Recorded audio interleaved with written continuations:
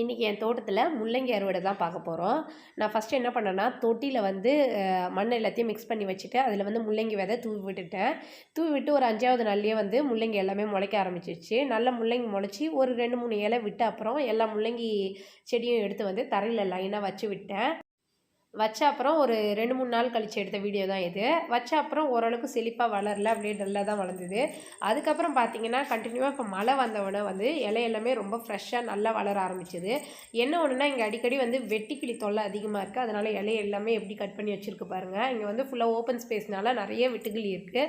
இருந்தாலும் நான் எந்த மருந்தும் வந்து யூஸ் பண்ணுறது கிடையாது. ஸோ கீரையில் வந்து புழு தாக்குதல் அப்படி ஏதாவது இருந்தால் மருந்து யூஸ் பண்ணலாம் அப்படின்னு சொல்லிட்டு வெட்டிக்கிளிக்கு நான் எதுவும் பெருசாக பண்ணுறதில்ல. சாம்பல் லைட்டாக தெளித்து விட்டாலே இந்த ப்ராப்ளம் வந்து சால்வ் ஆகிடும்.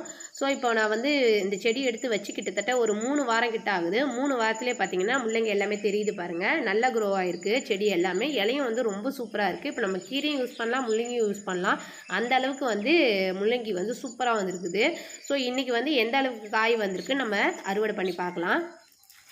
மண்ணு கீழே வர்ற காய்கறிகளுக்கு எல்லாத்துக்குமே வந்து ரொம்ப முக்கியம் என்னென்னா மண் ரொம்ப சாஃப்டாக இருக்கணும். அந்த மாதிரி இருந்தால் தான் வந்து காய் நல்லா பெருசாக வைக்கும். பாருங்கள் முள்ளங்கி என்ன சூப்பராக வந்திருக்குன்னு. நல்ல பெரிய சைஸ் முள்ளங்கியாகவே வந்திருக்கு.